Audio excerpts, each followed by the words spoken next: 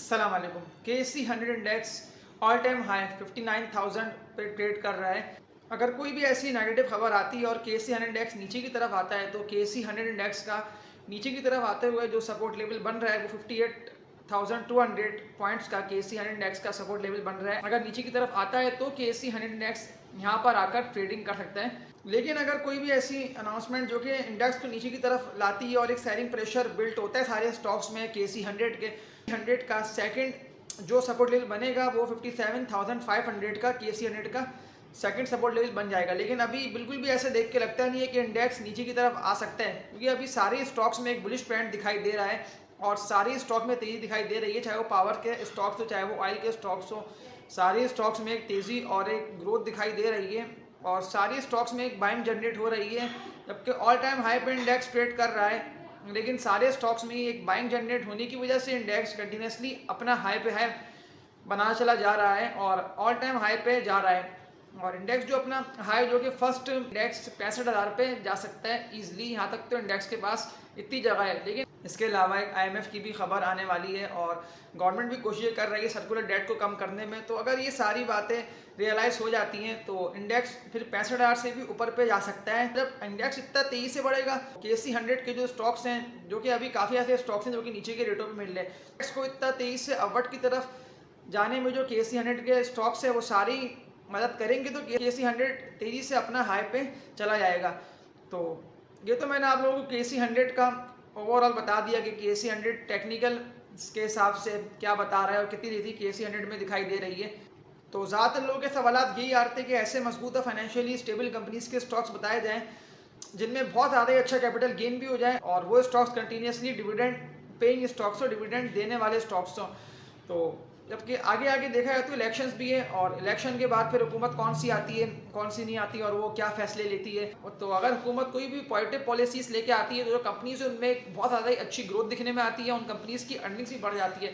तो गवर्नमेंट का भी एक बहुत बड़ा हाथ होता है, जो कि कंपनीज़ की अर्निंग्स होती हैं वो फिर गवर्नमेंट से भी बहुत ज़्यादा ही फ़र्क पड़ता है। तो मैं आप लोगों के लिए 3 ऐसे मजबूत और फाइनेंशियली स्टेबल स्टॉक्स बताऊंगा अपने इसी वीडियो पर ही, जो कि बहुत ज़्यादा ही स्टेबल कंपनीज़ हैं जिनकी पिछली हिस्ट्री बहुत ज़्यादा अच्छी परफॉर्मेंस रही है। उन कंपनीज़ ने डिविडेंड भी बहुत ज़्यादा अच्छा दिया अपने इन्वेस्टर्स को। अगर आप लोग उन कंपनीज़ के स्टॉक्स में इन्वेस्टमेंट कर लेते हैं तो भले गवर्नमेंट कोई सी भी है उससे वो कंपनीज़ का कोई ऐसा लेना देना होता नहीं है। वो इसलिए कि पिछली हिस्ट्री में भी देखा गया है कि कोई सी भी गवर्नमेंट आई है लेकिन वो गवर्नमेंट की जो पॉलिसीज़ होती हैं वो उन कंपनीज़ के लिए बहुत ज़्यादा ही फ़ायदेमंद होती हैं। गवर्नमेंट कोई सी भी अनाउंसमेंट करती है तो उससे उन कंपनीज़ को बहुत ज़्यादा ही फ़ायदा हासिल होता है। वो इसलिए कि वो कंपनी की जो बैकबोन है वो बहुत ज़्यादा ही मजबूत है।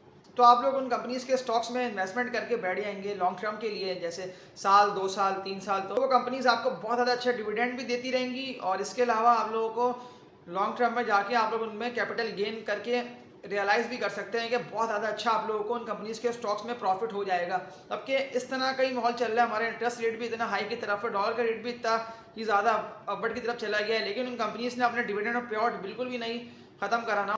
ऐसे मजबूत और फाइनेंशियली स्टेबल कंपनीज़ के स्टॉक्स में इन्वेस्टमेंट करी जाए जिससे आप लोगों को बिल्कुल भी डर ना हो कि मार्केट हमारी ऊपर जाएगी या नीचे की तरफ आएगी। तो ऐसा ना हो कि वो कंपनी बिल्कुल ही क्रैश कर जाए, वो कंपनी बंद हो जाए। मतलब इंटरेस्ट रेट जिस तरह से बढ़ा है तो उस कंपनी का ऐसा ना हो कि डेट बहुत ज़्यादा हो तो वो अपना कर्जा भी ना उतार पा रही हो और उनकी अर्निंग्स माइनस में चली जाओ। वो ऐसा ना हो प्लांट अपना शट डाउन कर दे। तो इससे बेहतर है कि आप लोग ऐसी मजबूत और फाइनेंशियली स्टेबल कंपनीज में इन्वेस्टमेंट करें कि जिससे आप लोगों को बिल्कुल भी डर ना हो। भले आप लोग वो इन्वेस्टमेंट साल के लिए करें 2 साल के लिए करें तो वो तो फिर आप लोगों का अपना फैसला है, आप लोगों के अपने हाथ में। तो मेरे इसी चैनल पर ही बहुत सारी मजबूत और फाइनेंशियली स्टेबल कंपनीज की वीडियोज़ हैं, आप लोग मेरे चैनल को वॉच करके देख भी सकते हैं कि बहुत ही मजबूत फाइनेंशियली स्टेबल कंपनीज आप लोगों को मिल जाएंगी जिससे आप लोगों को इन्वेस्टमेंट करने में भी आसानी रहेगी और डिसीजन मेकिंग करने में भी आसानी रहेगी। तो हर तरह के स्टॉक्स की वीडियो मेरे चैनल पर मौजूद है। तो फिर आप लोगों से मैं यही बोलूँगा कि आप मेरे इस चैनल को सब्सक्राइब लाजमी कर दिया करें, जिससे फिर आगे आगे आप लोगों को इसी तरह की अच्छी और बेहतर वीडियोस मिलती रहेगी। तो मैं जैसी कोई भी वीडियो अपलोड करूँगा तो उससे फिर आप लोगों के पास नोटिफिकेशन पहुँच जाएगा। तो फिर आप लोग उन वीडियोस को वॉच करेंगे तो आप लोगों की डिसीजन मेकिंग करने में भी आसानी रहेगी और फैसला साथ ही जो कि सबसे ज़्यादा ही ज़रूरी चीज़ है कि डिसीजन मेकिंग जब तक नहीं होगी तब तक आप लोग कोई भी स्टॉक को बाय नहीं कर सकते। और मजबूत स्टॉक्स को आप लोग बाय कर लेंगे तो फिर आप लोगों को उससे बहुत ज़्यादा फ़ायदा हासिल होना है। तो फर्स्ट कंपनी की बात कर लेते हैं। तो ये फर्टिलाइजर सेक्टर में कंपनी आती है जिसका नाम है एंग्रो फर्टिलाइजर लिमिटेड, ईफर्ड इसका कोड है। 29 जून 2009 को एक कंपनी इनकॉर्पोरेटेड है। इसके हम बिजनेस की बात कर लेते हैं तो ये urea seeds, fertiliser and chemicals की मैन्युफैक्चरिंग एंड सेल्स का काम कर रही है और बहुत ज़्यादा ही शानदार कंपनी का बिजनेस चल रहा है। तो पाकिस्तान हमारा एंग्रो बेस्ड कंट्री है, तो यूरिया, सीड्स, फर्टिलाइजर, केमिकल्स की सेल्स तो कंटिन्यूसली चलती रहेंगी। तो इस कंपनी की जो अर्निंग्स है वो लॉन्ग टर्म में बहुत ज़्यादा अच्छी हो जाएंगी। अब क्या अभी भी इंटरेस्ट रेट हमारे इतनी हाई साइड के ऊपर है, लेकिन इस कंपनी की परफॉर्मेंस बहुत ज़्यादा अच्छी रही है। हर क्वार्टर में कंपनी का जो रिजल्ट है वो बहुत ज़्यादा ही अच्छा आता है। और वैसे भी ये एंग्रो ग्रुप की कंपनी है, और एंग्रो ग्रुप की तो सारी कंपनीज ही की जो परफॉर्मेंस है वो बहुत ज़्यादा ही अच्छी रही है। वो इसलिए कि सारी कंपनीज ही बहुत ज़्यादा ही मजबूत और फाइनेंशियली स्टेबल कंपनीज है।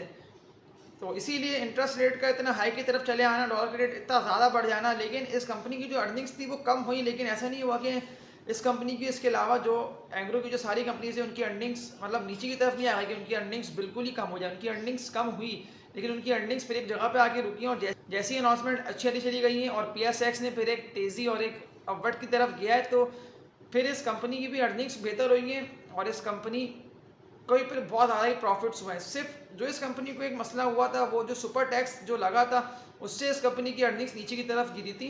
वो इसलिए कि बस सारी कंपनीज की अर्निंग्स ही डाउन हुई थी, जबकि डॉलर का रेट, इंटरेस्ट रेट, ये सब चीज़ों का अपवर्ड की तरफ चले आना, तो थोड़ी बहुत तो इस कंपनी की अर्निंग्स डिस्टर्ब हुई। लेकिन ऐसा नहीं हुआ कि इस कंपनी की जो अर्निंग्स है वो बिल्कुल ही कम हो जाए या वो बिल्कुल ही ख़त्म हो जाए, तो इस तरह का कुछ भी नहीं हुआ। अभी इस कंपनी की जो है वो अर्निंग्स भी बेहतर आ रही हैं। इस कंपनी की यूरिया, सीड्स, फर्टिलाइजर और केमिकल्स की सेल्स तो बहुत ज़्यादा अच्छी चल रही है। सिर्फ इस कंपनी के साथ जो परेशानी हुई थी वो तो हर कंपनी के साथ ही हुई थी, वो ये थी कि जो इंटरेस्ट रेट इतना तेज़ी से बढ़ा और डॉलर का रेट जिस तरह से बढ़ा, इसके अलावा गैस का प्राइस भी इतना तेज़ी से बढ़ जाना, तो ये सारी चीज़ें थी इस वजह से इस कंपनी की अर्निंग्स वो कम हुई। लेकिन इस कंपनी की अर्निंग्स बेहतर चल रही हैं। इसके अलावा ये कंपनी पाकिस्तान स्टॉक एक्सचेंज में लिस्टेड है और KSE 100 इंडेक्स में इस कंपनी की जो परफॉर्मेंस है वो बहुत ज़्यादा ही अच्छी रही है।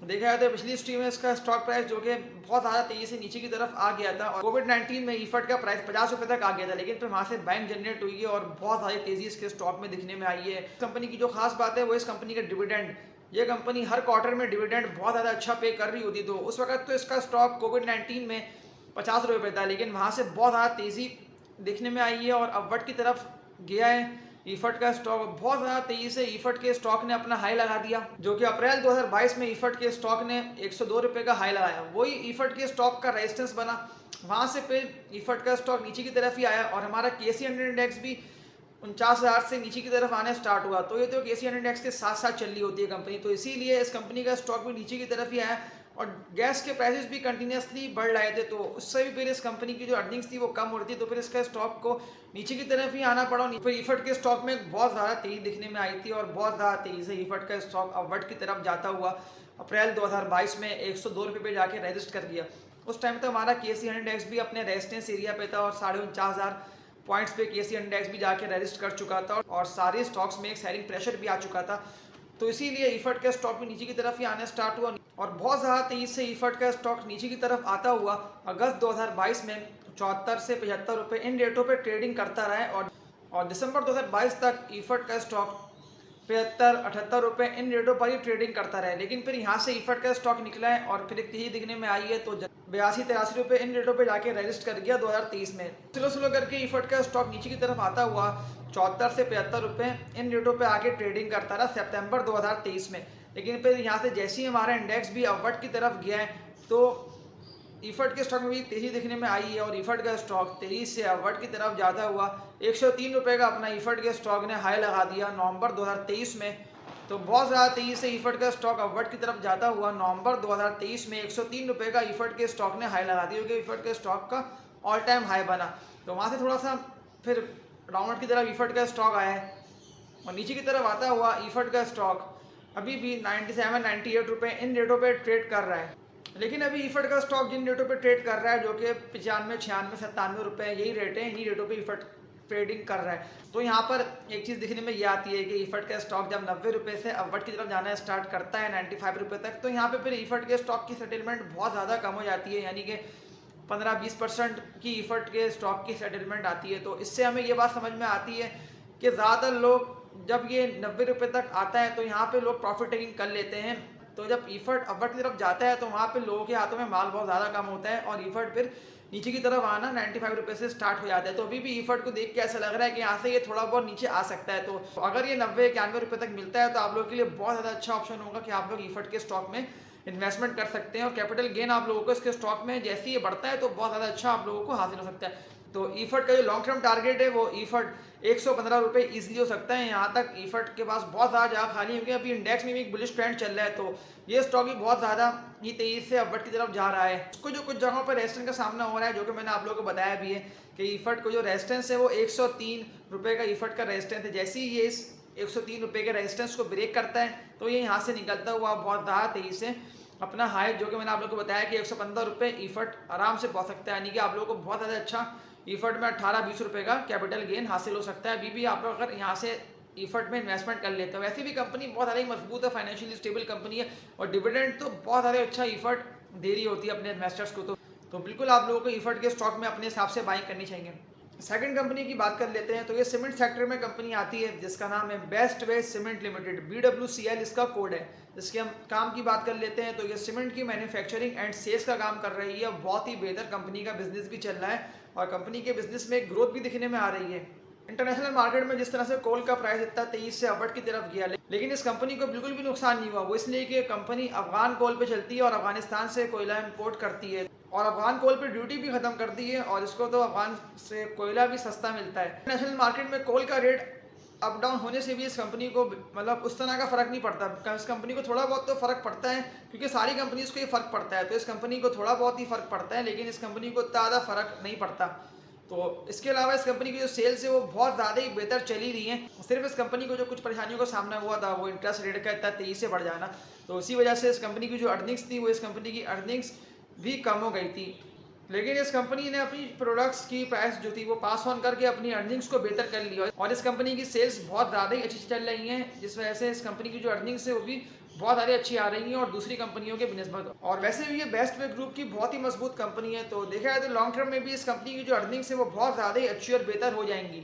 अगर हम इस कंपनी के डेट की बात कर लेते हैं, तो इस कंपनी का डेट भी बहुत ज़्यादा ही कम है। इसी वजह से जब इस कंपनी की सेल्स इतनी अच्छी चल रही हैं तो इस कंपनी की अर्निंग्स भी बहुत ज़्यादा ही बेहतर आ रही हैं। पाकिस्तान स्टॉक एक्सचेंज में कंपनी लिस्टेड है और PSX में इस कंपनी की परफॉर्मेंस और हिस्ट्री तो बहुत ज़्यादा ही अच्छी रही थी, जबकि इंटरेस्ट रेट इतना तेज़ी से बढ़ा, लेकिन इस कंपनी की ग्रोथ वो बिल्कुल भी नहीं रुकी PSX में और एरो अपवर्ड की तरफ ही गया है और एक बुलिश मोमेंटम में ही इसका स्टॉक प्राइस अपवर्ड की तरफ ही जा रहा है और 184 रुपये पे अभी तो इसका स्टॉक प्राइस ट्रेड कर रहा है। यहाँ से भी इसके स्टॉक में ग्रोथ वाली तेज़ी दिखने में आ रही है। अगर हम पिछली हिस्ट्री में इसके सपोर्ट लेवल्स की बात कर लेते हैं, तो जुलाई 2022 में और दिसंबर 2022 में 118-120 रुपये BWCL का स्टॉक प्राइस यहाँ तक आगे ट्रेड कर रहा था, लेकिन फिर यहाँ से जैसे ही BWCL के स्टॉक प्राइस में तेज़ी दिखने में आई थी तो बहुत ज़्यादा तेज़ी से अपवर्ड की तरफ जाता हुआ BWCL का स्टॉक प्राइस 180 रुपये पर जाके रजिस्ट कर गया।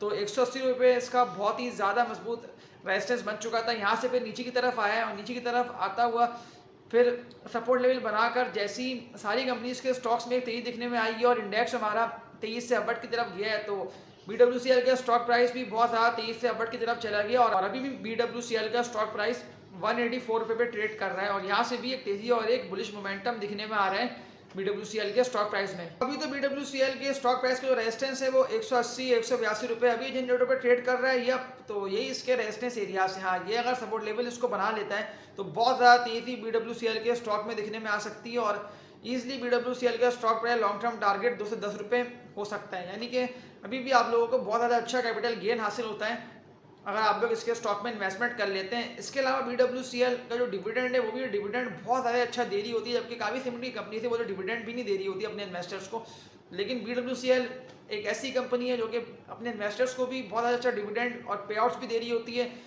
और तो इसके स्टॉक में आप लोग हर वक्त ही इन्वेस्टमेंट कर सकते हैं, जब ये जो सी भी रेट पे आपको मिल जाए तो इसके स्टॉक में आप लोग बिल्कुल इन्वेस्टमेंट कर सकते हैं। आपको जिन भी रेटों में मिल रहा हो थोड़ा थोड़ा करके आप लोग एकोमोडेशन करके अपने हिसाब से BWCL के स्टॉक को बाय कर सकते हैं और लॉन्ग टर्म में तेज़ी इसके स्टॉक में एंजॉय कर सकते हैं और ईजिली BWCL का स्टॉक प्राइस क्योंकि अभी कंटिन्यूसली अपवर्ड की तरफ ही जा रहा है, देखा है इसका ग्राफ तो अपवर्ड ही तरफ जा रहा है, तो ईजिली ये 10 रुपये का टारगेट चेस कर सकता है। थर्ड कंपनी की बात कर लेते हैं, तो ये भी बहुत ज़्यादा मजबूत है, फाइनेंशियली स्टेबल कंपनी है और बैंकिंग सेक्टर में एक कंपनी आती है जिसका नाम है यूनाइटेड बैंक लिमिटेड, UBL इसका कोड है। इसके हम काम की बात कर लेते हैं, तो ये कमर्शियल बैंकिंग की सर्विसेज प्रोवाइड करने का काम कर रही है और बहुत ज़्यादा ही बेहतर कंपनी का जो बिजनेस है वो भी चल रहा है और एक ग्रोथ दिखने में आ रही है। और इसके अलावा ये बेस्ट पे ग्रुप की सब्सिडरी कंपनी है, तो और देखा है तो लॉन्ग टर्म में इस बैंक की जो अर्निंग्स है वो बहुत ज़्यादा ही बेहतर हो जाएंगी। इसके अलावा United bank limited Pakistan stock exchange में भी लिस्टेड है और PSX में UBL की परफॉर्मेंस तो बहुत ज़्यादा अच्छी रही है। तो बहुत ज़्यादा तेज़ी से यूबीएल का स्टॉक प्राइस नीचे की तरफ आता हुआ जनवरी 2023 में 90, 91, 92 रुपये, 90 रुपये आके ट्रेड करता रहा। लेकिन जैसे ही यहाँ से एक बाइंग जनरेट हुई है, बहुत सारी तेज़ी दिखने में आई है और उस वक्त तो बहुत ज़्यादा न्यूज़ें भी आ रही थी। और सिल्क बैंक की जो खबर आई थी कि यूबीएल जो है वो सिल्क बैंक को एक्वायर कर रहा है और सिल्क बैंक को इस्लामिक शरिया के तौर पे चलाएगा, तो बहुत ज़्यादा तेज़ी यूबीएल के स्टॉक में भी दिखने में आई थी और अपवर्ड की तरफ ही जाना स्टार्ट कर दिया था और अपर कैप भी लगते चले गए। इसके अलावा ये कंपनी डिविडेंड ही बहुत ज़्यादा अच्छा दे रही होती है हर क्वार्टर में अपने इन्वेस्टर्स को, तो उससे ही फिर इसके जो स्टॉक प्राइस था उसमें तेज़ी दिखने में आई है और बहुत ज़्यादा तेज़ी से 170 रुपये का यूबीएल के स्टॉक ने अपना हाई लगा दिया और अभी यूबीएल का स्टॉक प्राइस 165 रुपये पे ट्रेड कर रहा है। तो अगर मैं यूबीएल के रेजिस्टेंस आप लोगों को बता दूं, अगर यूबीएल का स्टॉक अगर नीचे की तरफ आता है तो नीचे की तरफ आता हुआ यूबीएल का स्टॉक प्राइस 155 रुपये तक आ सकता है। यहाँ पे इसका बहुत ज़्यादा अच्छा सपोर्ट लेवल मौजूद है, यहाँ पे आके ट्रेड कर सकता है। तो यूबीएल तो भी बहुत ज़्यादा ही बुलिश ट्रेंड में दिखाई दे रहा है, तो लॉन्ग टर्म टारगेट यूबीएल का 195 रुपये का ईजिली हो सकता है। वैसे भी बहुत ज़्यादा ही मजबूत है, फाइनेंशियली स्टेबल बैंक है और ग्रोथ के फेस में ये बैंक चल रहा है। तो बहुत ज़्यादा ही अच्छी तेज़ी इसके स्टॉक में दिखने में आ रही है और सारी इन्वेस्टर और ट्रेडर इसके स्टॉक में इंटरेस्टेड है और हर ही रेट पे इसके स्टॉक को बाय कर रहे हैं। तो तभी यूबीएल का जो स्टॉक है वो कंटिन्यूसली अपवर्ड की तरफ ही जा रहा है। तो अगर आप लोग भी यूबीएल के स्टॉक को बाय कर लेते हैं तो बहुत ज़्यादा अच्छा आप लोगों को कैपिटल गेन तो हासिल होगा ही होगा। और ये इसके अलावा बैंक डिविडेंड भी बहुत ज़्यादा अच्छा दे रहा होता है हर क्वार्टर में। इसका आप लोग डिविडेंड खुद भी चेक कर सकते हैं पीएसएक्स की वेबसाइट पर जाके कि बहुत ज़्यादा अच्छा यूबीएल डिविडेंड दे रहा होता है अपने इन्वेस्टर्स को। तो ये तीनों कंपनीज के स्टॉक्स को आप लोगों को बताने का मेरा मकसद ही ये है कि अगर आप लोग अपने हिसाब से इन तीनों कंपनीज के स्टॉक्स में इन्वेस्टमेंट कर लेते हैं तो आप लोगों को बहुत ज़्यादा अच्छा लॉन्ग टर्म में जाके कैपिटल गेन तो होगा ही होगा। इसके अलावा ये तीनों कंपनीज के स्टॉक्स डिविडेंड भी बहुत ज़्यादा अच्छा दे चले आ रहे हैं पिछली हिस्ट्री में भी और देते ही रहेंगे आगे जाके भी। भले कोई सी भी गवर्नमेंट आ जाए इलेक्शन के बाद और कोई सी भी मतलब पॉलिसीज है हुकूमत की कोई सी भी आए, लेकिन ये कंपनीज इतनी मजबूत और फाइनेंशियली स्टेबल है कि जो गवर्नमेंट की जो पॉलिसीज आती रहेंगी उनको भी ये कंपनी जो है वो फिर उसी हिसाब से चलती रहेगी, लेकिन अपना पे आउट और अपना डिविडेंड नहीं रोकेगी ये तीनों ही कंपनीज। तो बिल्कुल आप लोग इन तीनों कंपनीज के स्टॉक्स में लॉन्ग टर्म में इन्वेस्टमेंट कर सकते हैं। तो ये था इन तीनों कंपनीज की कंप्लीट डिटेल्स। तो आप लोगों से ये रिक्वेस्ट है कि इस चैनल को सब्सक्राइब लाजमी कर दिया करें, क्योंकि मैं आप ही लोगों के लिए इसी तरह की बेहतर और इन्फॉर्मेशन वाली वीडियोस डालता रहता हूं, जिससे फिर लॉन्ग टर्म में आप लोगों को ही बहुत ज़्यादा अच्छा कैपिटल गेन तो होगा ही होगा और फायदा भी हासिल होगा। तो सब्सक्राइब लाजमी आप लोग कर दिएगा मेरे इस चैनल को और इंशाल्लाह नेक्स्ट वीडियो में मुलाकात होगी। तब तक के लिए अपना ख्याल रखिएगा। अल्लाह हाफिज़।